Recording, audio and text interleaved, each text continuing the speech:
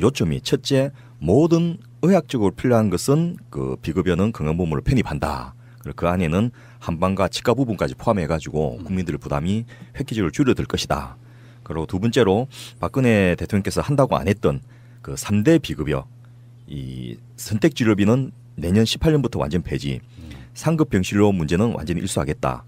또 2022년까지 간호간병 서비스를 제공하는 보호자 없는 병원을 10만 병상을 확보해가지고 전체 병상의 30%까지 늘려서 간병비를 절감하는 이런 3대 비급여를 그 통해서 실질적으로 국민들의 부담을 해소하겠다.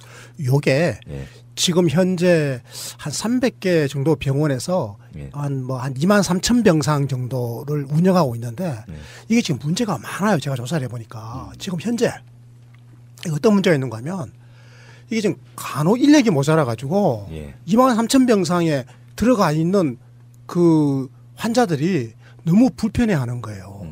수시로 그냥 간호사를 불러대는데 옛날에 왜 간병인 불러대듯이 이제 간병인이 없잖아요. 그래서 간호사들이 수시로 왔다 갔다 해야 되니까 간호사들은 너무 버겁고 그리고 누워 있는 환자들은 당장 뭐 이렇게 오줌 마렵고 말이야 하는데 부르는데 빨리빨리 안 오니까 막 화를 내고 아직은 이런 거예요. 그래서 이 인력을 빨리 이제 충원할 수 있는 획기적인 방안을 지금 마련해야 될 것 같아요. 예. 그리고 세 번째로는 심포갈 수가제를 민간 의료기관을 포함해서 200개의 그 대형 병원을 모두 다 확대를 하겠다. 이 부분은 이제 실질적으로 불필요한 검사라든지 이 고가의 시술을 억제하는 효과도 있고요. 무엇보다 이제 3차 병원에 몰리는 환자들을 2차 병원이나 1차 의원으로 역으로 그 분산시키는 이런 효과가 있어서 실질적으로 아마 의료비도 절감시키고 그 개원이들과 중소병원들에게 또 혜택이 되는 그런 효과가 있을 거고요. 마지막으로 본인 부담금 100만 원 상한제, 특히 저소득층 같은 경우는 80만 원 상한제를 통해서 실질적으로 이 고액 진료비에 대한 부담을 없애겠다. 이런 네 가지가 주요 내용이라고 말씀드렸습니다. 그러다가 이제 시간이 부족해서 멈췄었고요. 그러면 이제 그거 한번 여쭤보고 싶어요. 우리나라의 의료 보장성 수준이 다른 선진국들에 비해서 얼마나 낮은 건가요? 미국 같으면 건강보험 자체가 우리나라도 떨어지는 거잖아요. 예, 아예 없죠. 근데 그 비교 대상이라고 하는 선진국이 주로 유럽의 복지국가들 얘기하시는 거예요? 그렇습니다.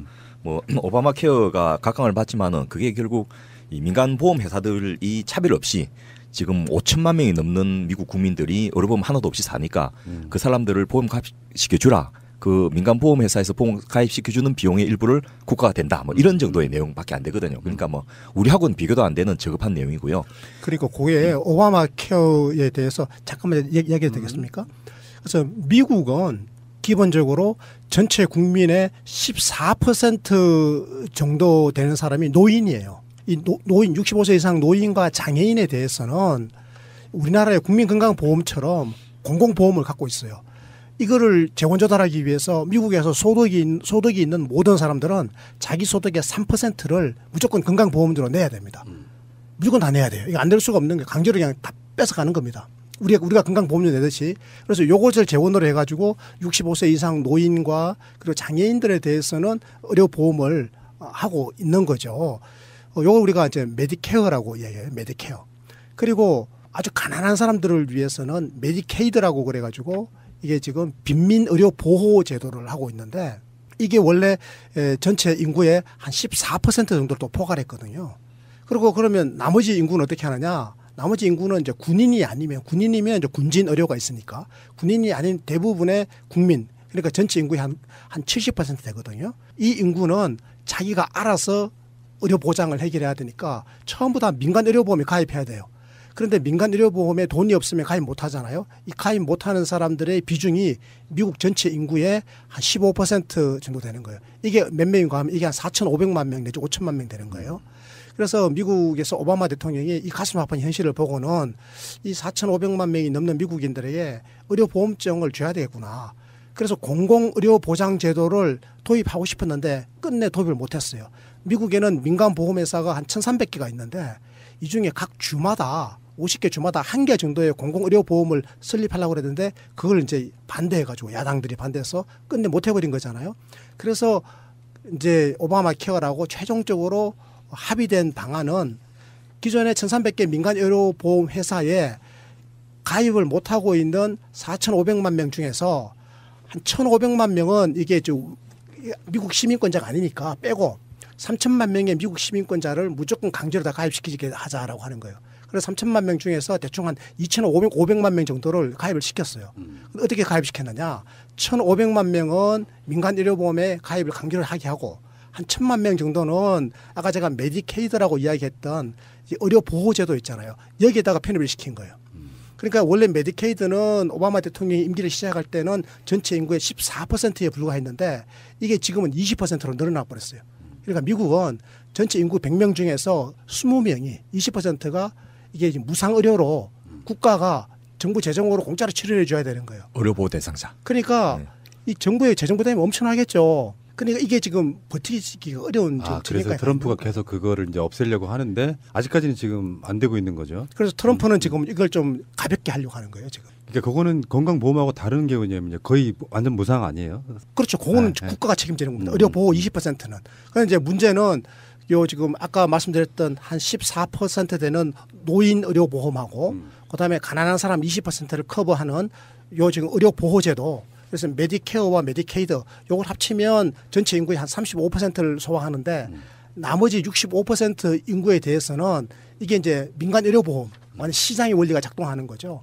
그래서 오바마 대통령이 우리나라 국민건강보험제도를 굉장히 부러워했다는 거 아닙니까? 케어라는 말의 의미 속에는 기존에 있던 것보다 훨씬 더 많이 국민들을 보호한다 이런 개념이잖아요. 예. 그러니까 문재인 케어라고 부릴 만한 건 박근혜 이명박에 비해서 획기적으로 발전했다 이런 뜻이죠. 그렇습니다. 도축소되면 케어란 말 못하지. 트럼프 케어란 말은 있을 수 없잖아요. 현재로는. 예.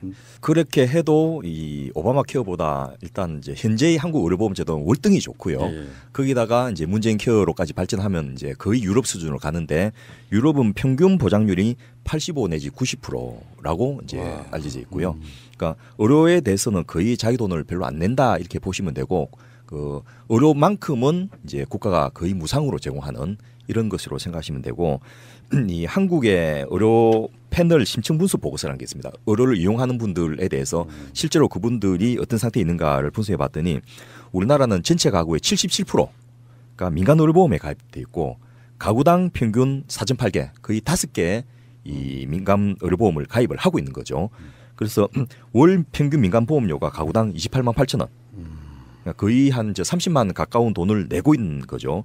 그래서 연간으로 치면 이 한 28조 원 정도가 민간 의료보험으로 나가고 있는데 이 민간 의료보험이라는 것이 굉장히 비효율적이고 또 가입자 입장에서는 자기가 낸 것에 그 보험 회사들이 만든 이 보험감독원에서 발표한 바에 따라도 40%밖에 못 돌려받는다. 60%는 날아간다. 이런 입장이기 때문에 이것을 빨리 이제 공공의료보험으로 포함시켜서 의료보장제도 자체도 효율성을 높이고 또 국민들 부담을 줄여주고 또 제대로 된 그 의료가 제공될 수 있도록 수가도 측정하는 이런 변화의 계기를 이번에 이제 만들었다 이렇게 볼 수 있겠습니다. 알겠습니다. 근데 이번 발표에서 취약계층의 의료비 부담 완화 방안이 대폭 포함되어 있잖아요. 예. 구체적으로 어떤 분들이 혜택 보게 되는지 지난주에 바로 이 앞에서 멈췄던 걸로 기억하는데. 그렇습니다. 예. 크게는 이제 노인, 또 아동, 여성, 뭐 이렇게 또 장애인 이렇게 취약계층을 구분해 볼 수 있는데요. 일단 노인이든 아동이든 여성이든 장애인든 3대 비급여가 보험에 포함된다는 것 자체가 이제 어마어마하게 큰 혜택입니다. 그게 안 되면 나머지 조금씩 보장해봤자 그 비용 부담이 큰 거는 마찬가지거든요. 근데 이것이 일단 한 80년 거저먹고 들어가는 거죠. 거기다가 이제 우선적으로 노인 같은 경우에 치매 국가 책임제를 한다고 했지 않습니까? 그걸 하려면 그 정밀 신경 인지 검사 얼마나 치매가 있는지 또 MRI를 통해서 알츠하이머인지 이게 뭐 말티인팍인지 이런 걸 구분하는 검사도 해야 되고요. 그런 것들을 거의 이제 정부가 급여하겠다. 그래서 산정 특례라는 걸 통해 가지고 본인 부담금이 현재 20 내지 60%나 됐는데 이것을 10% 이하로 줄이겠다라고 이렇게 약속을 했고요. 또 노인 틀니나 치과 임플란트 이 부분도 이제 지난번에도 언급했습니다만 50%에서 본인 부담금을 30% 정도로 인하해서 필요한 분들이 비용 부담 없이 받을 수 있도록 해주고요. 특히 치과계에서는 이것에 대해서 엄청나게 이제 환영을 하고 있습니다. 대상 환자가 굉장히 늘어나게 되니까요. 또 이 노인 환자들 대해서 외래 진료 그 할 때 보통은 15,000원까지는 이제 그 본인 부담금을 3,800원에서 6,700원까지 받게 돼 있는데 이것을 이 산정 특례를 해가지고 노인 외래 정액 제도를 합니다. 그래서 이 한 1,500원만 부담하도록 해 있는데 이런 부분을 전체적으로 그 노인들의 진료비에 대해서는 이 본인 부담금 자체가 줄어들도록 해서 지금 어르신들은 예. 그 15,000원 그 동네 의원에 갔을 때 우리 저 다산 의원 아닙니까? 예. 근데 65세 이상 어르신들이 오면 진료비가 15,000원 이하로 나오면 무조건 1,500원만 받잖아요. 그렇습니다. 그리고 나머지는 건강보험공단에 청구를 하거든. 그렇죠? 예. 근데 요거 지금 15,000원 넘어가는 진료가 나오면 지금 30%를 내야 되는 거잖아요. 기존에는. 예. 요 부담이 만약에 꽤 크죠. 예를 예. 들어서 만약에 진료비가 3만 원 나왔다. 그러면 30% 내야 되는 거면 10,000원을 내야 되는 거죠. 그렇죠. 예. 10,000원 내야 되잖아요. 예. 그게 이제 어르신들에게 부담스러운 거잖아요. 예. 그걸 좀 줄여주겠다라는 거죠. 그렇죠. 그래서 2만 원까지는 10%, 2만 5천 원까지는 20% 이런 식으로 이제 노인들 의료비 부담, 특히 본인 부담을 줄여서 이 노인 외래 정액 제도 자체가 별 의미가 없도록 전체적으로 의료비 부담을 줄이겠다라는 것이 하나가 있고요. 이쯤 되면 어르신들은 이제 문재인 정부 지지해야 되는 거 아닙니까? 그러니까요. 그러니까 제가 그게 가장 그 분노스러웠던 것 중에 하나가 고엽제 전후회분들이에요. 예. 고엽제 피해로 이제 그것도 국가의 일을 하다가 그렇게 되신 거잖아요. 그거 보상받기가 피해를 준 건 박정희인데 예. 보상받게 준 건 김대중 대통령이에요. 예. 근데 그분들이 내내 김대중, 노무현, 문재인 이런 분들을 타도하고 있다는 것 자체가 정말 아이러니하죠. 심지어는 박정희 비자금 중에서 베트남 참전 수당 그거 삥 뜯어가지고 스위스 은행에 넣었다고 지금 밝혀지고 있지 않습니까? 자기 월급도 뺏어갔는데 그걸 참 예, 넘어갑시다. 노인분들은 뭐 저는 뭐 생각 바꾸는 게 힘들다고 생각하고 역시 제가 하는 주장대로 시간이 밀어내줄 수밖에 없습니다. 예. 생각을 어떻게 바꾸겠습니까? 그리고 가장 그 혜택을 보는 집단이 아동과 청소년입니다. 뭐 우리나라의 미래죠 이게. 예. 그래서 미래 세대의 건강한 성장을 위해서 이 입원 진료비 본인 부담금을 그 대폭 경감한 거죠. 그래서 이 아이들의 경우에는 거의 저 입원 진료 보장 수준을 현 임기 내에 80%까지 높여가지고 그야말로 이 OECD 수준으로 이제는 의료를 아이들이 체험할 수 있도록 하겠다는 겁니다. 근데 그게 가능한 게 네. 그러니까 지금 우리 이상구 운영위원장 말씀은 그 이런 거죠. 우리나라 국민건강보험은 보장성 수준이 전체 발생하는 의료비의 63%잖아요. 그런데 OECD 평균은 81%가 되고 그리고 유럽 선진복지국가들은 85에서 90%를 넘나들잖아요. 그러니까 우리 목표는 무슨 뭐 북유럽 같은 OECD 저 선진복지국가 90%까지 가자라는 게 아니라 OECD 34개 나라, 35개 나라 평균 수준인 81%까지 가보자라는 거잖아요. 그런데 63이 81로 가려고 그러면 이게 굉장히 멀어요. 그러네요. 그래서 문재인 대통령께서는 일단 당신께서는 70%까지는 무조건 가놓겠다. 그러니까 그 다음에 81%까지 가는 거는 국민이 원하면 손잡고 함께 가보고 그렇지 않으면 다음 정부, 차기 정부의 과제로 지금 넘겨놓으신 거예요. 그래서 70%까지는 당신이 완전히 약속을 하신 거야 지금. 그런데 평균적으로 70%인데 아동에 대해서는 80%를 만들어 놓겠다라는 거예요. 왜? 아이들은 우리의 미래잖아. 그 말이죠. 예. 자, 그러기 위해서는 그 입원했을 경우에 입원 본인 부담금이 지금 20%인 것을 몇 %로 낮추었죠? 5%로 낮추었잖아. 아이들의 경우에 네. 아이들 있잖아요. 지금 15세 미만인 아이 있어요? 15세. 당연히 있죠. 제 딸이 9살이에요. 그리고 8살, 9살짜리는 이제 만약에 몸이 안 좋아져서 무슨 안 좋은 일이 있어서 병원에 입원하잖아. 그러면 건강보험 급여가 대부분 다 포함되잖아요. 비급여도 다 급여로 들어왔으니까. 그럼 이제는 전체 발생하는 건강보험 의료비는 5%만 내면 돼.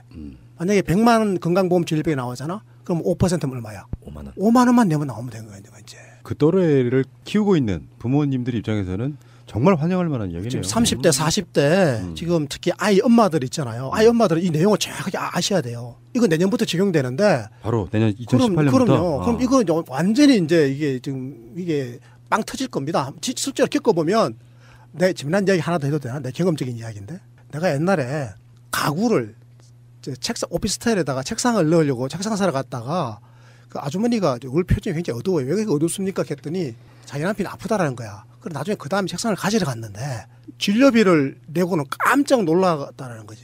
자기 남편이 위암에 걸렸는데 나중에 진료비를 내는데 100만 원만 내고 나왔다는 거야. 자기는 이게 가구 좀 집 팔아야 되는 줄 알았대요. 암 걸렸으니까.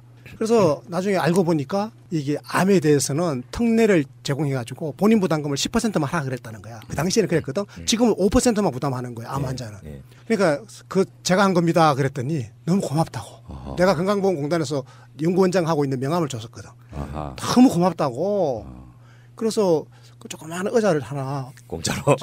덤으로 내가 의자를 한 5개 샀는데 덤으로 하나 더 줘가지고 내가 안 받으면 안 됩니다 그랬더니 자기 마음이라고 받아가야 된다고 덤으로 하나 얻어왔어. 너무 사양해도 욕 먹더라고요. 그러니까 5개 사면서 하나 덤으로 우리 방에 아직도 있어 그 의자가. 근데 제가 저 텔레비 프로 중에 제일 싫어하는 게 사랑의 리퀘스트거든요. 맞아요. 정부가 해주면 될 걸. 그러니까요. 아이씨. 보면 정말 가슴이 아픈데 음. 대명천지에 국민소득 3만 불 가까이 되는 이런 저 세계 7대 국가로 불리는 대한민국에서 아직도 치료비 없다고 돈을 모아서 해야 된다니까 일단 건강보험을 전공한 제 입장에서는 굉장히 자존심이 상하고 그러네요. 예. 그리고 실제로 그 아동들의 또 그 가족들의 그 힘든 삶을 아니까 너무나 보기 힘든 거예요. 그래서 그거 보이면 바로 채널 딴 데로 돌리고 이렇게 하는데 내가 저거는 꼭 살아생전에 없애야지 이 결심을 했는데 저격 그냥. 예, 그러니까 이제는 이제 사라질 겁니다. 그러니까 프로 지금, 폐지될 예. 겁니다. 예. 6세 미만 아동 입원 진료비만 기존에는 10% 부담하는 게 전부였다는 거죠. 아동 청소년에서. 15%였죠 예. 기존에. 근데 지금 현재는 15세 이하의 모든 청소년 플러스 어린이들은 전체 병원비, 예. 진료비의 그렇죠. 5%만 낸다. 그렇죠. 이건 사실상 거의 공짜에 가까운 거 아니에요? 맹장염 걸려가지고 가도 음. 5%만 내면 되고. 나이가 6에서 15으로 늘리고 또 10%에서 5%를 줄고 그렇죠. 이거는 왜 그럼 기존 미디어들이 말해주지 않죠? 이거 정말 획기적인 건데. 아니 이런 내용을 사실은 전문가가 아니면 잘 몰라. 그러고 저 왠지 저 숨기고 싶나 봐요. 그냥 달걀 파동 이런 것만 자꾸 보고 하고. 요거는 그런 거 아니겠어요. 그 일부 의사들이 반대하는 지점도 있다고 지난 방송에서 말씀드렸는데 예. 이런 것은 또 그 문재인의 그 모든 것이 다 싫은 사람들 입장에서는 또 포퓰리즘이라고 이렇게 해요. 예산을 어디서나 할 건데 이렇게 이야기하는 방식이잖아요. 아니 아무리 돈이 없어도 애들은 해줘야죠. 예. 아니 이거- 그 어차피 예. 그 오른쪽 주머니 돈 왼쪽 주머니 돈 그런 거예요. 네. 건강보험이 안 해주면 그동안에 아이 부모님들이 돈 다 냈잖아 생돈을. 그 생돈 내는 거는 사실 굉장히 컸거든요 비중이. 근데 이제는 건강보험으로 걷었다가 이 돈으로 내주니까 얼마나 고마워요. 여러분들 기억하십시오. 청취자 여러분들. 2018년부터는 15세 이하의 청소년 어린이들은 전체 진료비의 5%만 부담하게 됩니다. 여러분들 박수 지금 방송 들으시다가 박수 치실 것 같아. 이게 왜냐면요. 이게 내 집에는 당장 애들이 더 컸거나 예. 뭐 대학생이거나 이렇다고 치더라도 알고 보면 뭐 형제들 사이에 다 포함돼 있어요. 그게 대상자들이. 결국엔 남의 이야기는 아닌 거죠. 예. 그리고 애들 특히 이제 재활병원 이 굉장히 심각한 문제거든요. 그래서 그 재활병원을 전국적으로 만들어서 이 저 어린이 재활 전문 저 수가도 개선하고 해서 정말 자라난 아이들이 뇌성마비나 발달지연 이런 것 때문에 이 장애인으로 크는 것을 막겠다 이런 정책도 같이 포함돼서 발표됐습니다. 애 한 명 저 이상하게 태어나면 온 집안이 그 풍지박산 나지 않습니까? 예. 집 다 팔고 부모들은 직장 그만두고 애 저 고치러 다니고 전국을 떠돌다니고 이런 것 정도는 이제는 바꿔야죠. 그렇죠. 예, 맞습니다. 세 번째가 이제 여성들인데요. 수혜 집단이 예. 무슨 그 예산에 따라서 소득 수준에 따라 차등 지원하던 난임 시술, 인공 수정이나 체외 수정 같은 것들을 이제는 소득과 관계없이 누구나 그 하게 해주는 것뿐만이 아니고요. 지금까지 이제 저 상과 초음파는 보험급여가 많이 됐습니다. 두 번까지는 이제 국가에서 이 산진 진찰은 그 초음파를 급여해 주거든요. 근데 앞으로는 그 부인과까지 초음파를 물론 이제 산부인과 의사들은 마음대로 비보험을 받던 것을 보험으로 받게 되니까 좀 싫어하고 반대하는 분도 계십니다. 근데 또 다른 측면에서는 돈 때문에 그 부인과 진료를 못 받던 분들이 편하게 치료를 받게 되니까 또 환자가 늘어나는 이런 측면도 있기 때문에 이런 부분은 저는 좀 산부인과 선생님들이 긍정적으로 그 판단을 해주셨으면 하는 이런 바람입니다. 이거 퀴즈랑 상관 있죠? 예. 예. 다음에요. 그리고 마지막에 이제 수혜 집단은 장애인들인데요.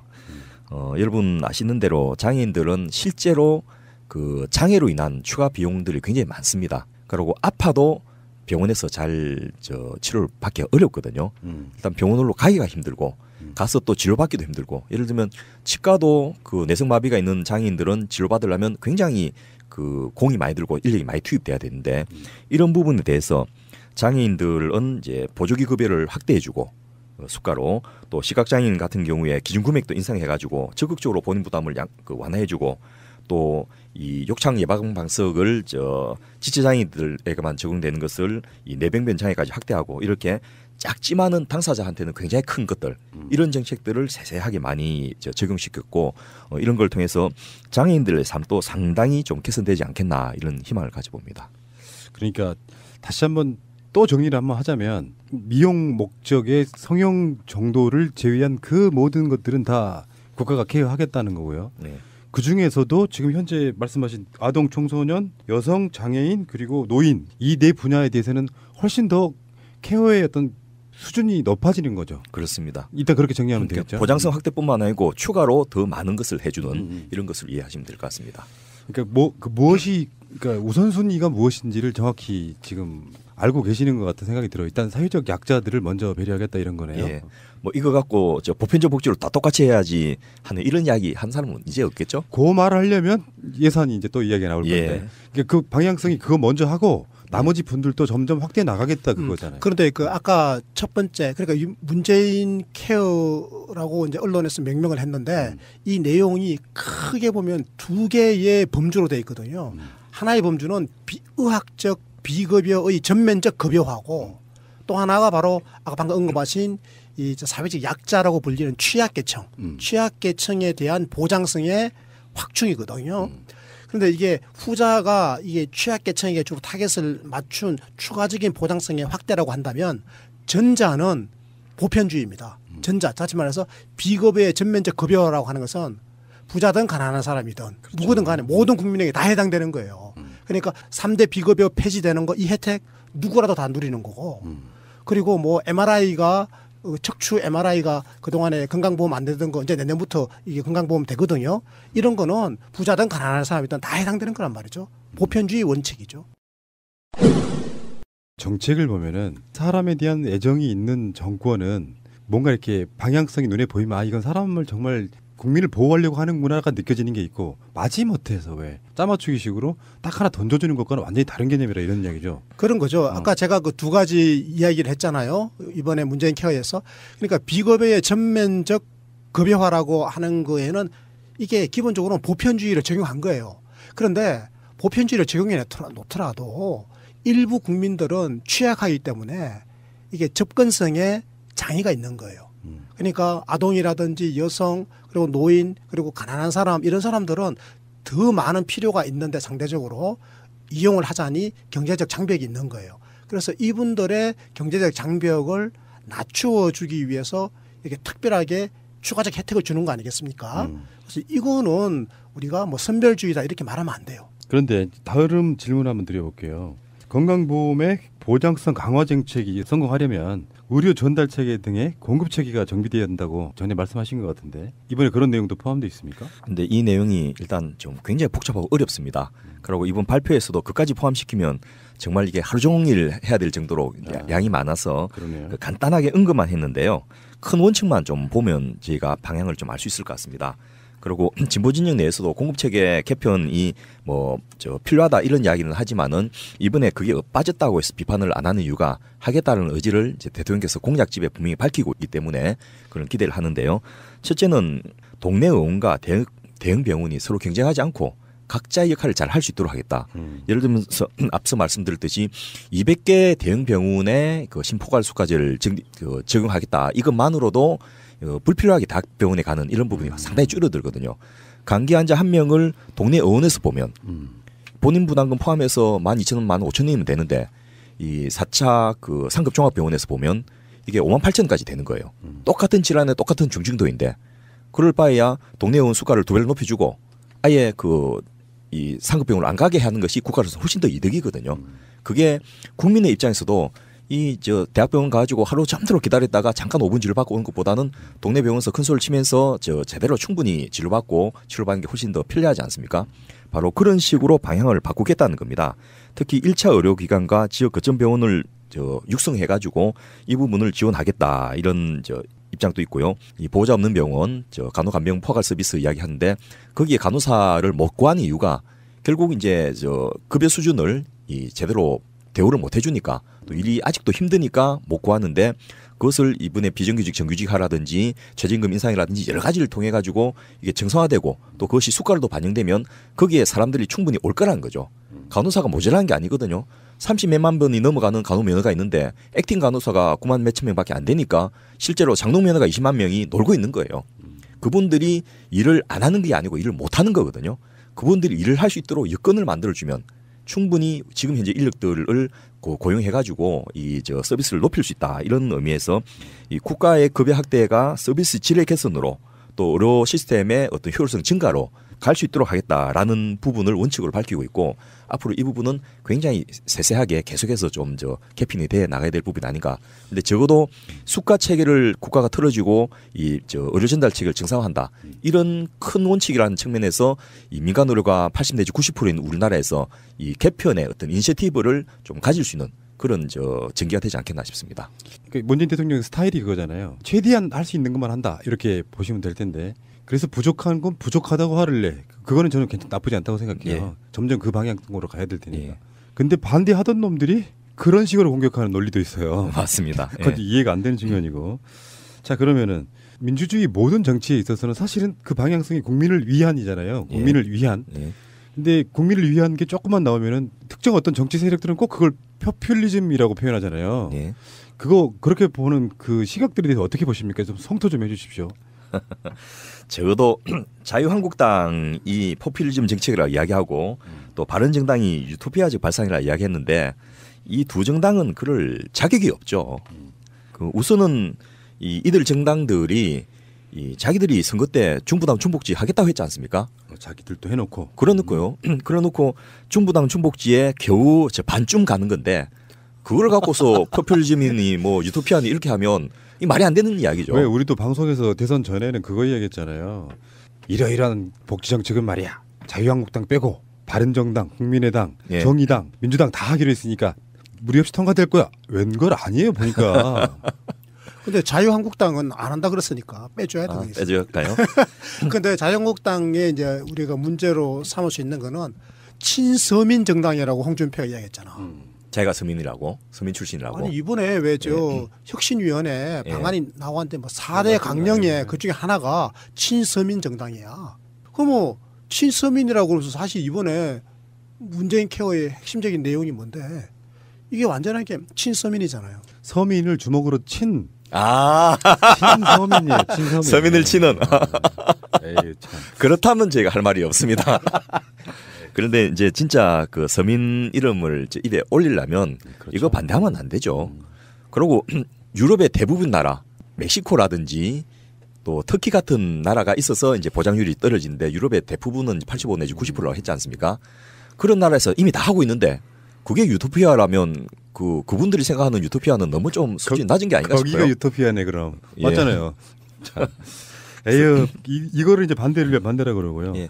소수 특권 부자들을 위한 정책을 하겠다라고 아예 그러면 대놓고 이야기를 하셨는지 아니면 말을 바꾸지 말든지. 그러니까 저 홍준표 대표는 그 자기네 당은 그냥 특권층 정당이다. 그 친재벌 정당이다. 뭐 이렇게 선언하는 게 좋을 것 같아. 예. 서민 사기친 정당입니다. 예. 그러면 비급여의 전면 급여화잖아요. 예. 원칙 자체는 예. 급여율이 얼마가 될지는 각자 다르겠지만, 근데 좀 전에 질문과 좀 비슷한 질문이 될 것 같아요. 도덕적 해이, 뭐를 해줘도 이야기도 하고. 그래서 밑빠진 독에 물 붓기. 아무리 해봐야 그게 어떤 상황이 좋아지거나 그러지 않는다. 세금만 쏟아붓게 될 거다라고 이야기하는 거지 않습니까? 예. 전문가들의 전망은 어떠신 거예요 지금? 그것도 좀 말이 안 되는 비판을 한 거예요. 그 비판을 좀 연구해서 하시든지 아니면 좀 체계적으로 하시든지 이렇게 하면 좋겠는데 하도 말이 안 되니까 대꾸를 하기도 조금 난감한데요. 일단 이분들이 그 대통령의 발표나 보건복지부의 보도자료를 구분해서 읽으시는 것 같아요. 그러니까 어디서 나온 걸? 예, 하나를 딱 그 가려놓고 본다든지 그게 아니면 시야가 어느 한쪽이 좀 안 보이는 그런 문제가 있는 거 아닌가 싶은 생각이 있는데. 뭐 NL 디어럭입니까? 발치에서는 뭐게? 그러게 말입니다. 그러니까 비급여 앞에부터 모든 비급여의 급여화 앞에는 의학적으로 인정되는 이라는 말이 들어 있습니다. 아무거나 다 해주는 것이 아니고 미용과 성형 같은 것을 제외한 실제로 그 국민을 위해서 필요한 의료 서비스를 급여하겠다는 거거든요. 그래서 그거를 밑반죽독에 물 붓기라고 하고 또 그걸 통해서 막 의료 역량이 늘어날 거라 하는데 그러면 이미 이런 제도를 하고 있는 이 유럽의 선진 국가들은 전부 전 국민들이 집에 안 가고 병원에 모여서 살고 있게요. 그렇지 않지 않습니까? 이걸 다 해줘도 국민들이 그걸 그렇게 남용하지 않습니다. 정권이 잘하다 보니까 이제 흠집을 내려다 보니까 자기들은 논리를 만드는데 그래서 저는 팟캐스트 방송이 갖는 가치가 엄청 크다고 생각하는 게요. 저도 팟캐스트 방송 애청자였었잖아요.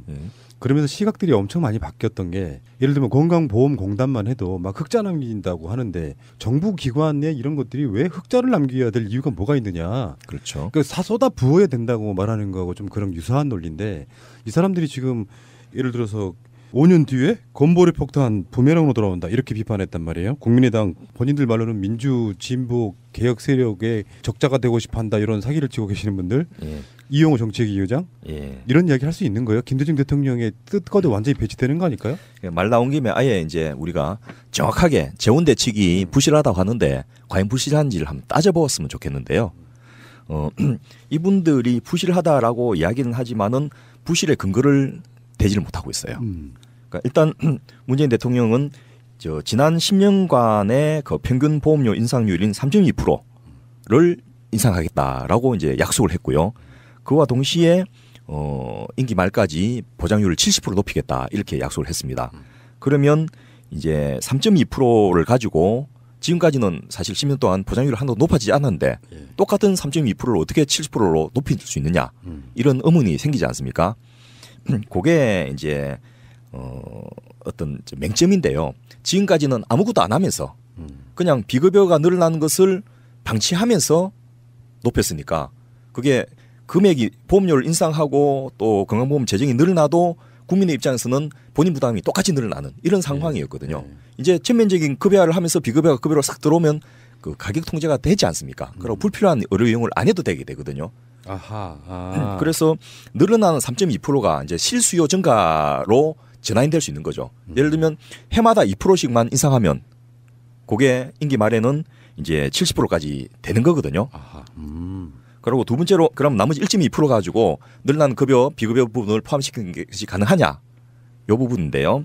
여기에 이제 그 아주 디테일하게 이 발표 안 한 내용들이 상당히 많이 들어 있습니다. 아, 그래요. 예. 그 의료 이용량 증가가 이제 일반적인 추세고 또 고령화가 급속하게 진행되기 때문에 당연히 의료비는 늘어나는 게 맞습니다. 그리고 다른 나라는 전체 GDP의 평균 뭐 8 내지 9%를 쓰고 있는데 우리나라가 그걸 너무 적게 하다 보니까 문제가 생기고 있는 것도 맞거든요. 늘어나야 되는 것은 맞는데 이제 속도를 너무 과격하게 늘어나고 미국 같이 무슨 17% 20% 가까이 썼는데도 국민들은 의료 혜택도 제대로 못 받는 이런 나라로 되게 해서는 안 된다는 거죠. 이 퍼센테이지 1%가 연간 15조 17조 이렇게 큰 돈인데 그 1% 2%가 굉장히 적지 않은 액수거든요. 이걸 어떻게 가장 효율적으로 쓸 것인가 이 부분인데요. 그것을 위해서 이제 문재인 대통령이 대책을 3가지로 제안을 했습니다. 저희가 대통령 선거 앞두고 3월 달에 국회에서 이 다양한 건강보험의 보장성 확대를 위한 재정 전략 방안을 4가지를 제안을 했는데 그중에 4번째하고 3번째를 융합해서 이렇게 채택을 하셨는데요. 첫째, 있는 돈 21조 먼저 쓰겠다. 그런데 물론 그 21조 써봤자 한 해 3조씩만 늘려도 그 중에 반을 쓰겠다 했으니까 10조가 3년이면 끝나버리거든요. 이거는 한계가 있기 때문에 이거로 단기적으로 급여 확대가 가능하긴 하지만은 지속은 불가능합니다. 두 번째로는 국고 지원을 확대하겠다는 겁니다. 근데 요 국고 지원 확대도 지금까지는 그 차기 년도의 보험 급여액을 낮게 잡아가지고 사실은 법에는 20%를 지급하게 되는데 15%만 지급해 오던 건데 그게 6조 9천억이거든요. 그거를 이제 사후정산 제도로 해갖고 전년도에 실제로 지급된 건강보험의 20%를 지급하게 해주면 그것도 이제 몇 조 원 늘어납니다. 정부가 마치 최저임금 인상에 따르는 비용을 4조 원 정도를 직접 부담하겠다고 했듯이 그 부분은 정부가 법에 따른 역할을 하겠다는 거죠. 근데 그렇게 해도 이 국고를 세금으로 더 늘리는 것은 한계가 있습니다. 그리고 마지막으로 이제 가장 중요한 것이 3번째인데요. 부가 기반을 확대하겠다는 겁니다. 그래서 지난 대선을 앞두고 부가체계 개편안이 정부에서 통과됐는데 사실은 얼렁뚱땅 제대로 안 하고 통과된 게 꽤 있거든요. 근데 그런 것을 정상화해서 예를 들면 소득이 있는 모든 분들은 자녀 이름으로 그 프리라이딩 공짜로 올라타는 직장 보험 하지 말고 그 어느 정도 소득이 되면 당신 또 따로 보험료 내라 이렇게 할 수 있거든요. 그리고 뭐 주식 양도 차액 다양한 형태의 금융 소득 이것도 보험료를 부과하는 근거로 삼기로 했거든요. 그런 것만 제대로 해도 사실은 상당히 많은 돈이. 그리고 또 왜 우리 최저임금 인상됐잖아요. 예. 그럼 우리가 소득의 6.12%를 보험료를 내는데 최저임금이 싹 올라버리면 그만큼 이제 건강보험료 더 내게 그러네요. 되죠. 그렇군요. 그리고 최저임금만 오르는 게 아니야. 근데 최저임금 할 때 우리가 다루었지만 최저임금을 이번에 그 16% 정도 이번에 인상했잖아요. 그럴 때 영향을 받는 노동자가 전체 노동자의 30%였잖아요. 그만큼 그분들 전체 노동자의 3분의 1의 임금이 올라가거든요.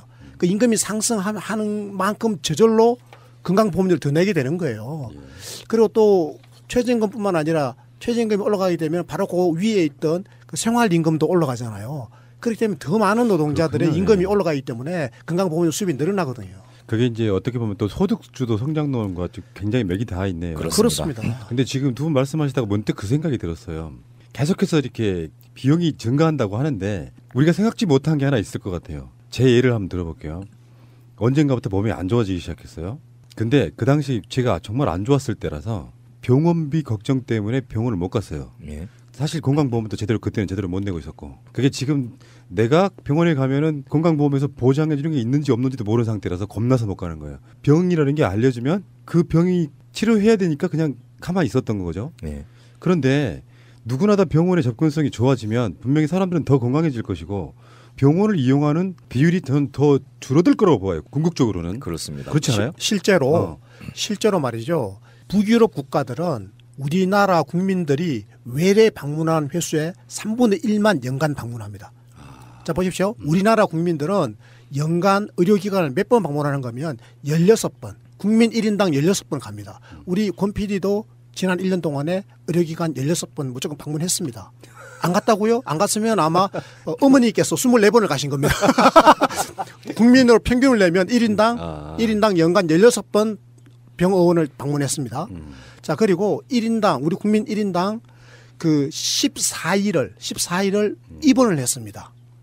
한 번도 안 하셨다고요? 그럼 부모님이 28일 입원하셨을 겁니다, 아마. 그러니까 이렇게 우리가 의료 이용을 많이 하는데 이게 OECD 평균의 2배를 이용하는 겁니다. 아하. 우리가 이렇게 의료 이용을 많이 하고 있어요, 지금. 자, 그런데요. 아까 그 우리 프로나무님께서 말씀하신 그 선진국들 있죠. 그러니까 북유럽 나라들은 우리나라 국민이 의료 이용하는 양의 3분의 1밖에 이용하지 않아요. 왜? 근데 이상하지 않아요? 그걸 다 공짜거든요. 공짜인데 왜 우리 이용하는 거에 3분의 1밖에 안 가지? 안 아프니까요. 안 아프고. 그렇죠. 그리고 그걸 오남용 해야 될 이유가 없는 거예요. 그렇죠. 그게 일시적인 현상일 수 있잖아요. 처음에는. 그렇죠. 네. 예전에는 노인들 분들이 병원 가는 게 굉장한 어떤 자기 삶의 복지라고 생각했던 시절이 있었던 것 같아요. 그러니까 병원에 가기만 갔다 오셔도 마음이 좀 편해지고 좀 덜 아픈 것 같은 그런 분들도 꽤 있을 거라고 보고 그런 걸 염려해서 전체 국민에게 건강보험 혜택을 주는 거를 주저주저 하는 것 자체가 사실 말이 안 되잖아요. 그럼요. 그건 다 해주고요. 그 대신에 유럽 선진국들은요. 불필요한 사람이 병원에 감으로써 이득 보는 경우가 있잖아요. 예를 들면 어떤 경우가 하면 아주 가난한 나라에서 감옥이 비교적 시설이 좋다고 생각해 보세요. 그러면 현실이 너무 힘드니까 차라리 범죄를 저질러 가지고 감옥 갈래요. 왜? 감옥 가면 재워주고 먹여주니까. 특히 제가 들은 이야기 중에 겨울이 시작되면 날 방법이 없는 사람들이 그런 식으로 들어간대요. 들어가죠. 그죠? 자, 그런데요. 이걸 우리가 일종의 사회적 입원이라고 그래요. 입원을 하는데 몸이 아파서 입원하는 게 아니라 의학적 입원이 아니라 사회적 입원. 사회적으로 살 집이 없고 너무 가난해서 병원에 입원해 있으면 재워주고 먹여주잖아요. 그러니까 입원하는 경우가 많거든요. 실제 우리나라에 이런 입원 수요가 많습니다. 가난한 자식이 부모를 아예 병원에다가 입원을 시켜버린다고요. 그리고 그 부모는 너무 가난하기 때문에 의료 보호 혜택으로 국가의 돈을 쓰는 거나 아니면 건강보험의 혜택을 받는 그런 경우가 있거든요. 그렇게 해버리는데 유럽 국가들은 이제 그런 거는 엄격하게 구분해가지고 사회적으로 서비스가 필요한 경우는 따로 다 떼가지고 국가가 다 복지를 줘요. 그러니까 의료를 남용하는 일은 별로 없는 거예요. 그렇군요. 그 사회적 인식도 좀 높아져야 될 것 같고. 그럼요. 그래야 됩니다. 그래서 전체적으로 아무것도 안 하면서 그 의료비가 늘어나고 그 보험료 인상을 이제 낮게 해가지고 이제 이걸 감당 못한다 이렇게 이야기하는 사람들을 하고는 우리가 뭐 똑같이 이야기할 필요가 없는 건데 이 불필요한 의료 이용을 억제하고 또 기본적으로 비급여를 확 급여를 잡아 넣어가지고 관리하기 시작하면 이게 국민의 입장에서도 꼭 필요한 부분만 이용하면 되도록 만들 수 있고 또 그에 따르는 수가를 직선하게 줘가지고 바른 의료 이용을 유도할 수가 있거든요. 그리고 특히나 이제 예방보건 쪽으로 건강증진 쪽으로 이런 부분을 좀 정부가 적극적으로 한다면 충분히 이 정도 내에서 가능한 행태로 지금 재정계획을 짰다라는 것이 제 분석 결과입니다.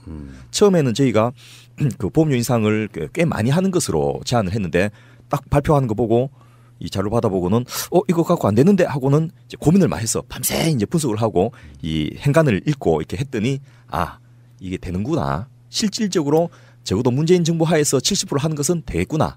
이것을 저희가 발견을 했습니다. 그리고 지금 그 일부 의료계나 지금 보수 정당들이 우리 뭐 문재인 케어를 보고 이게 밑빠진 독에 물 붓기다라고 하는 논거 중에 중요한 것이 이제 비급여의 전면적 급여화인데요. 근데 이게 비급여 됐던 것을 환자 본인이 돈을 다 내고 비싸게 구입했는데 이제 건강보험에서 혜택을 주고 그리고 본인 부담이 줄어드니까 마구잡이로 이제 막 구입할 거 아니냐. 그래서 윗빠진 독에 물 붓기로 돈을 막 너나 없이 쓰대면 건강보험 재정이 이거 감당하겠느냐. 그렇게 되면 나중에는 건강보험료 엄청나게 많이 매겨가지고 보험료 폭탄이 막 떨어지는 거 아닌가. 이런 식으로 막 국민을 좀 호도하고 좀 선동하는 경우가 있어요. 근데 이거는요. 전혀 사실이 아닙니다. 왜 전혀 사실이 아닌가 하면요. 지금도 실제로 저 병원에 가보면 이 비급여를 굉장히 많이 판매하고 있거든요. 그런데 비급여 이용하는 국민들이 주로 누군가 하면 지금 아까 제가 그랬잖아요. 저희들이 그 우리 전체 가구의 77%가 민간 의료보험에 가입해 있다고 그랬잖아요.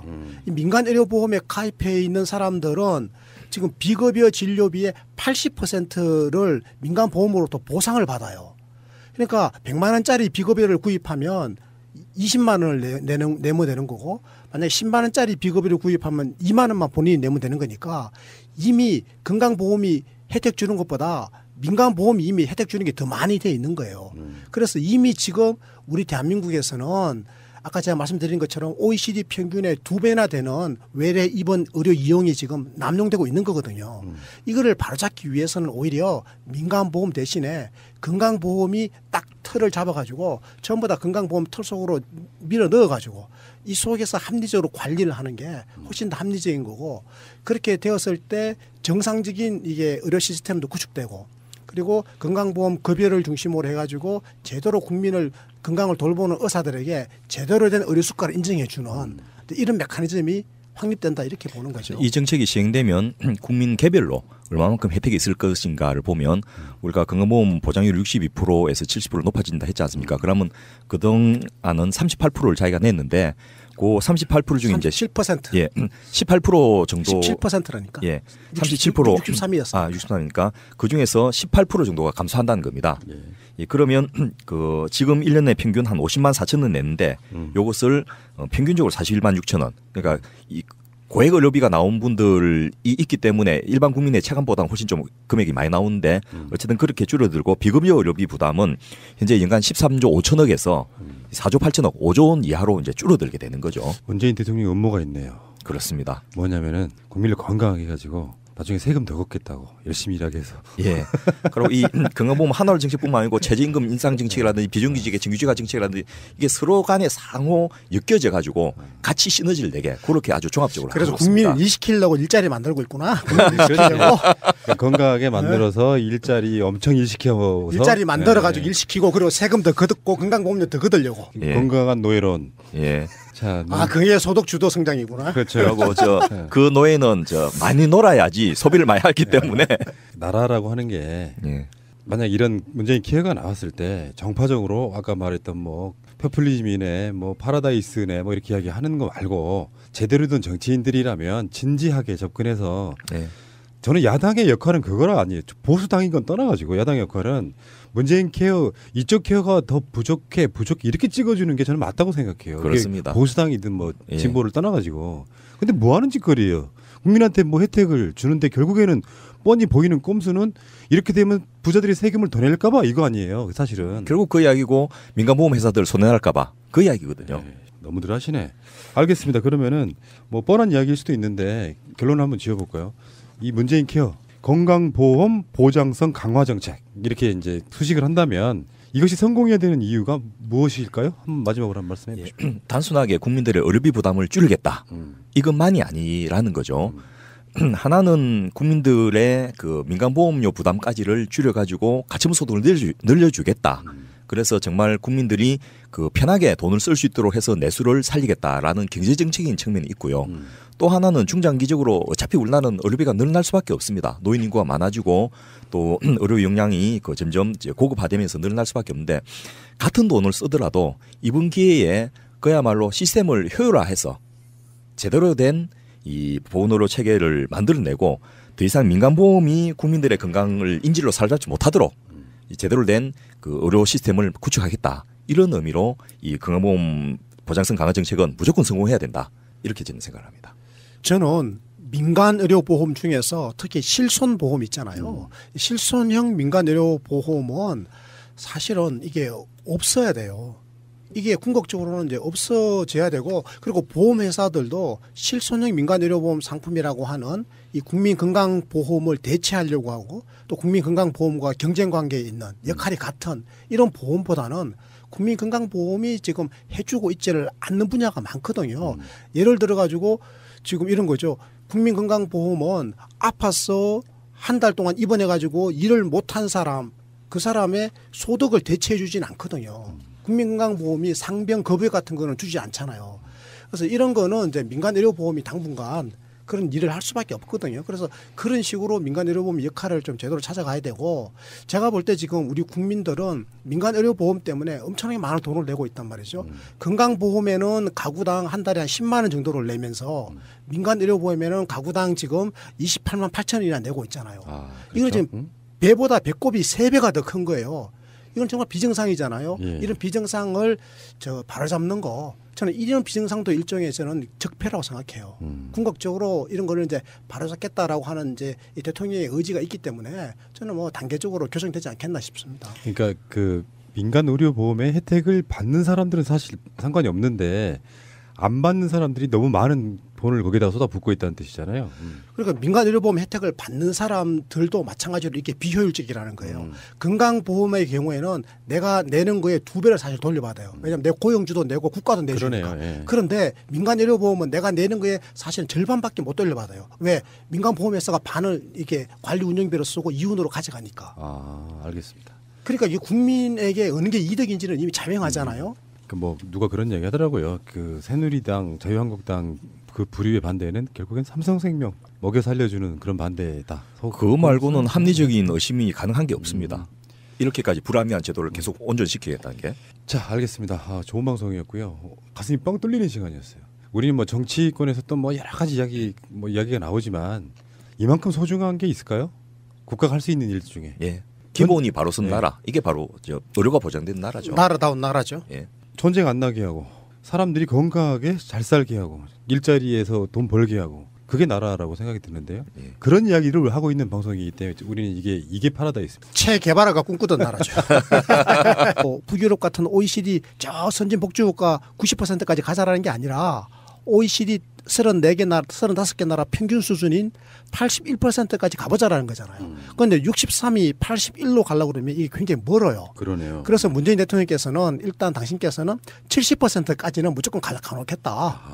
그러니까 그 다음에 81%까지 가는 거는 국민이 원하면 손잡고 함께 가보고 그렇지 않으면 다음 정부, 차기 정부의 과제로 지금 넘겨놓으신 거예요.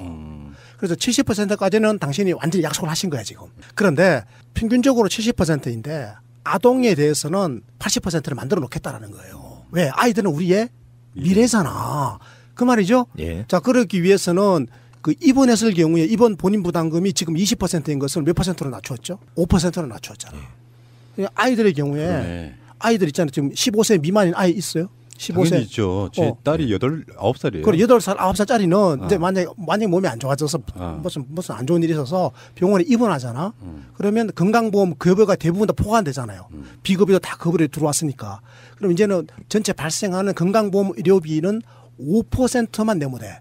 만약에 100만 원 건강보험 질병이 나오잖아. 그럼 5%면 얼마야? 5만 원. 5만 원만 내면 나오면 되는 거야, 이제. 그 또래를 키우고 있는 부모님들 입장에서는 정말 환영할 만한 이야기네요. 지금 30대, 40대 지금 특히 아이 엄마들 있잖아요. 아이 엄마들은 이 내용을 정확하게 아셔야 돼요. 이거 내년부터 적용되는데 바로 내년 2018년부터. 그럼요. 그럼 이거 완전히 이제 이게 지금 이게 빵 터질 겁니다. 실제로 겪어보면 내 지난 이야기 하나 더 해도 되나? 내 경험적인 이야기인데 내가 옛날에 가구를 책상 오피스텔에다가 책상을 넣으려고 책상 사러 갔다가 그 아주머니가 얼굴 표정이 굉장히 어두워요. 왜 그렇게 어둡습니까? 했더니 자기 남편이 아프다라는 거야. 그래 나중에 그 다음에 책상을 가지러 갔는데 진료비를 내고는 깜짝 놀랐다라는 거지.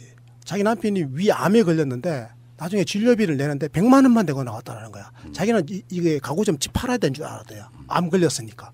그래서 나중에 알고 보니까 이게 암에 대해서는 특례를 제공해가지고 본인 부담금을 10%만 하라 그랬다는 거야. 그 당시에는 그랬거든. 지금은 5%만 부담하는 거야. 암 환자는. 그러니까 그 제가 한 겁니다. 그랬더니 너무 고맙다고. 아하. 내가 건강보험공단에서 연구원장 하고 있는 명함을 줬었거든. 아하. 너무 고맙다고. 그래서 그 조그마한 의자를 하나 공짜로. 덤으로 내가 의자를 한 5개 샀는데 덤으로 하나 더 줘가지고 자기 안 받으면 안 됩니다 그랬더니 자기 마음이라고 받아가야 된다고 덤으로 하나 얻어왔어. 너무 사양해도 욕 먹더라고요. 그러니까 5개 사면서 하나 덤으로 우리 방에 아직도 있어 그 의자가. 근데 제가 저 텔레비 프로 중에 제일 싫어하는 게 사랑의 리퀘스트거든요. 맞아요. 정부가 해주면 될 걸. 그러니까요. 아이씨.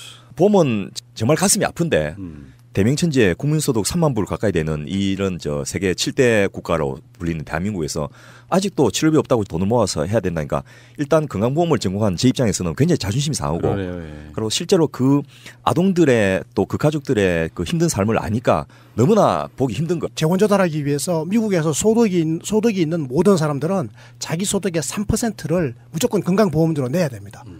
무조건 다 내야 돼요. 이거 안 될 수가 없는 게 강제로 그냥 다 뺏어가는 겁니다. 우리가 건강보험료 내듯이. 그래서 요것을 재원으로 해가지고 65세 이상 노인과 그리고 장애인들에 대해서는 의료보험을 하고 있는 거죠. 요걸 우리가 이제 메디케어라고 이야기해요. 메디케어. 그리고 아주 가난한 사람들을 위해서는 메디케이드라고 그래가지고 이게 지금 빈민의료보호제도를 하고 있는데 이게 원래 전체 인구의 한 14% 정도를 또 포괄했거든요. 그리고 그러면 나머지 인구는 어떻게 하느냐? 나머지 인구는 이제 군인이면 이제 군진 의료가 있으니까 군인이 아닌 대부분의 국민 그러니까 전체 인구의 한 70% 되거든요. 이 인구는 자기가 알아서 의료 보장을 해결해야 되니까 처음부터 민간 의료보험에 가입해야 돼요. 그런데 민간 의료보험에 돈이 없으면 가입 못 하잖아요. 이 가입 못 하는 사람들의 비중이 미국 전체 인구의 한 15% 정도 되는 거예요. 이게 몇 명인가 하면 이게 한 4,500만 명 내지 5천만 명 되는 거예요. 그래서 미국에서 오바마 대통령이 이 가슴 아픈 현실을 보고는 이 4,500만 명이 넘는 미국인들에게 의료보험증을 줘야 되겠구나. 그래서 공공의료보장제도를 도입하고 싶었는데 끝내 도입을 못했어요. 미국에는 민간보험회사가 한 1,300개가 있는데 이 중에 각 주마다 50개 주마다 1개 정도의 공공의료보험을 설립하려고 그랬는데 그걸 이제 반대해가지고 야당들이 반대해서 끝내 못해버린 거잖아요. 그래서 이제 오바마 케어라고 최종적으로 합의된 방안은 기존의 1,300개 민간의료보험 회사에 가입을 못하고 있는 4,500만 명 중에서 한 1,500만 명은 이게 미국 시민권자가 아니니까 빼고 3천만 명의 미국 시민권자를 무조건 강제로 다 가입시키게 하자라고 하는 거예요. 그래서 3천만 명 중에서 대충 한 2,500만 명 정도를 가입을 시켰어요. 어떻게 가입시켰느냐. 1,500만 명은 민간의료보험에 가입을 강제로 하게 하고 한 1,000만 명 정도는 아까 제가 메디케이드라고 이야기했던 의료보호제도 있잖아요. 여기에다가 편입을 시킨 거예요. 그러니까 원래 메디케이드는 오바마 대통령이 임기를 시작할 때는 전체 인구의 14%에 불과했는데 이게 지금은 20%로 늘어나 버렸어요. 그러니까 미국은 전체 인구 100명 중에서 20명이 20%가 이게 무상의료로 국가가 정부 재정으로 공짜로 치료해 줘야 되는 거예요. 의료보호 대상자. 그러니까 이 정부의 재정 부담이 엄청나겠죠. 그러니까 이게 지금 버티기가 어려운 그래서 트럼프가 계속 그거를 이제 없애려고 하는데 아직까지는 지금 안 되고 있는 거죠. 그래서 트럼프는 지금 이걸 좀 가볍게 하려고 하는 거예요, 지금. 그러니까 그거는 건강보험하고 다른 게 뭐냐면 거의 완전 무상 아니에요. 그렇죠. 그거는 국가가 책임지는 겁니다. 의료보호 20%는. 그런데 이제 문제는 요 지금 아까 말씀드렸던 한 14% 되는 노인 의료보험하고 그다음에 가난한 사람 20%를 커버하는 요 지금 의료보호제도. 그래서 메디케어와 메디케이드 요걸 합치면 전체 인구의 한 35%를 소화하는데 나머지 65% 인구에 대해서는 이게 이제 민간 의료 요점이 첫째 모든 의학적으로 필요한 것은 그 비급여는 건강보험으로 편입한다. 그리고 그 안에는 한방과 치과 부분까지 포함해가지고 국민들의 부담이 획기적으로 줄어들 것이다. 그리고 두 번째로 박근혜 대통령께서 한다고 안 했던 그 3대 비급여 이 선택치료비는 내년 18년부터 완전 폐지. 상급 병실로 문제는 완전히 일소하겠다. 또 2022년까지 간호간병 서비스를 제공하는 보호자 없는 병원을 10만 병상을 확보해가지고 전체 병상의 30%까지 늘려서 간병비를 절감하는 이런 3대 비급여를 통해서 실질적으로 국민들의 부담을 해소하겠다. 요게 예. 지금 현재 한 300개 정도 병원에서 예. 한 2만 3천 병상 정도를 운영하고 있는데 이게 지금 문제가 많아요. 제가 조사를 해보니까 지금 현재 어떤 문제가 있는가 하면 이게 지금 간호 인력이 모자라 가지고 예. 2만 3천 병상에 들어가 있는 그 환자들이 너무 불편해하는 거예요.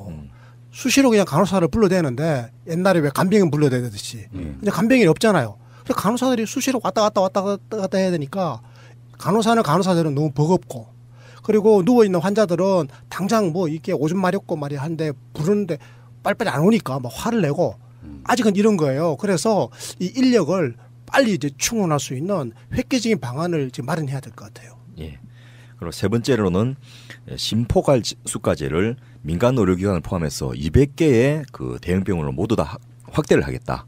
이 부분은 이제 실질적으로 불필요한 검사라든지 이 고가의 시술을 억제하는 효과도 있고요. 무엇보다 이제 3차 병원에 몰리는 환자들을 2차 병원이나 1차 의원으로 역으로 그 분산시키는 이런 효과가 있어서 실질적으로 아마 의료비도 절감시키고 그 개원이들과 중소병원들에게 또 혜택이 되는 그런 효과가 있을 거고요. 마지막으로 본인 부담금 100만 원 상한제, 특히 저소득층 같은 경우는 80만 원 상한제를 통해서 실질적으로 이 고액 진료비에 대한 부담을 없애겠다. 이런 네 가지가 주요 내용이라고 말씀드렸습니다. 그러다가 이제 시간이 부족해서 멈췄었고요. 그러면 이제 그거 한번 여쭤보고 싶어요. 우리나라의 의료 보장성 수준이 다른 선진국들에 비해서 얼마나 낮은 건가요? 미국 같으면 건강보험 자체가 우리나라보다 떨어지는 거잖아요. 예, 아예 없죠. 근데 그 예. 비교 대상이라고 하는 선진국이 주로 유럽의 복지국가들 얘기하시는 거예요? 그렇습니다. 뭐 오바마 케어가 각광을 받지만은 그게 결국 이 민간 보험 회사들이 차별 없이 지금 5천만 명이 넘는 미국 국민들이 의료보험 하나도 없이 사니까 그 사람들을 보험 가입시켜 주라. 그 민간 보험 회사에서 보험 가입시켜 주는 비용의 일부를 국가가 된다. 뭐 이런 정도의 내용밖에 안 되거든요. 그러니까 뭐 우리하고는 비교도 안 되는 저급한 내용이고요. 그리고 그게 오바마 케어에 대해서 잠깐만 이야기해도 되겠습니까? 그래서 미국은 기본적으로 전체 국민의 14% 정도 되는 사람이 노인이에요. 이 노인 65세 이상 노인과 장애인에 대해서는 우리나라의 국민건강보험처럼 공공보험을 갖고 있어요. 이거를 완전 시장의 원리가 작동하는 거죠. 그래서 오바마 대통령이 우리나라 국민건강보험제도를 굉장히 부러워했다는 거 아닙니까? 케어라는 말의 의미 속에는 기존에 있던 것보다 훨씬 더 많이 국민들을 보호한다 이런 개념이잖아요. 예. 그 문재인 케어라고 부릴 만한 건 박근혜 이명박에 비해서 획기적으로 발전했다 이런 뜻이죠. 그렇습니다. 도축소되면 케어란 말 못하지. 트럼프 케어란 말은 있을 수 없잖아요. 현재로는. 예. 그렇게 해도 이 오바마 케어보다 일단 이제 현재의 한국 의료보험 제도는 월등히 좋고요. 예. 거기다가 이제 문재인 케어로까지 발전하면 이제 거의 유럽 수준으로 가는데 유럽은 평균 보장률이 85 내지 90%라고 이제 알려져 있고요. 그러니까 의료에 대해서는 거의 자기 돈을 별로 안 낸다 이렇게 보시면 되고 그 의료만큼은 이제 국가가 거의 무상으로 제공하는 이런 것으로 생각하시면 되고 이 한국의 의료 패널 심층 분수 보고서라는 게 있습니다. 의료를 이용하는 분들에 대해서 실제로 그분들이 어떤 상태에 있는가를 분석해 봤더니 우리나라는 전체 가구의 77%가 민간 의료보험에 가입돼 있고 가구당 평균 4.8개 거의 5개의 이 민간 의료보험을 가입을 하고 있는 거죠. 그래서 월 평균 민간 보험료가 가구당 28만 8천 원. 거의 한 30만 가까운 돈을 내고 있는 거죠. 그래서 연간으로 치면 이 한 28조 원 정도가 민간 의료보험으로 나가고 있는데 이 민간 의료보험이라는 것이 굉장히 비효율적이고 또 가입자 입장에서는 자기가 낸 것에 그 보험 회사들이 만든 이 보험감독원에서 발표한 바에 따라도 40%밖에 못 돌려받는다. 60%는 날아간다. 이런 입장이기 때문에 이것을 빨리 이제 공공의료보험으로 포함시켜서 의료보장제도 자체도 효율성을 높이고 또 국민들 부담을 줄여주고 또 제대로 된 그 의료가 제공될 수 있도록 수가도 측정하는 이런 변화의 계기를 이번에 이제 만들었다 이렇게 볼 수 있겠습니다. 알겠습니다. 근데 이번 발표에서 취약계층의 의료비 부담 완화 방안이 대폭 포함되어 있잖아요. 예. 구체적으로 어떤 분들이 혜택 보게 되는지 지난주에 바로 이 앞에서 멈췄던 걸로 기억하는데. 그렇습니다. 예. 예. 크게는 이제 노인, 또 아동, 여성, 뭐 이렇게 또 장애인 이렇게 취약계층을 구분해 볼 수 있는데요. 일단 노인이든 아동이든 여성이든 장애인든 3대 비급여가 보험에 포함된다는 것 자체가 이제 어마어마하게 큰 혜택입니다. 그게 안 되면 나머지 조금씩 보장해봤자 그 비용 부담이 큰 거는 마찬가지거든요. 근데 이것이 일단 한 80년 그저 먹고 들어가는 거죠. 거기다가 이제 우선적으로 노인 같은 경우에 치매 국가 책임제를 한다고 했지 않습니까? 그걸 하려면 그 정밀 신경 인지 검사 얼마나 치매가 있는지 또 MRI를 통해서 알츠하이머인지 이게 뭐 말틴팍인지 이런 걸 구분하는 검사도 해야 되고요. 그런 것들을 거의 이제 정부가 급여하겠다. 그래서 산정 특례라는 걸 통해 가지고 본인 부담금이 현재 20 내지 60%나 됐는데 이것을 10% 이하로 줄겠다라고 이렇게 약속을 했고요.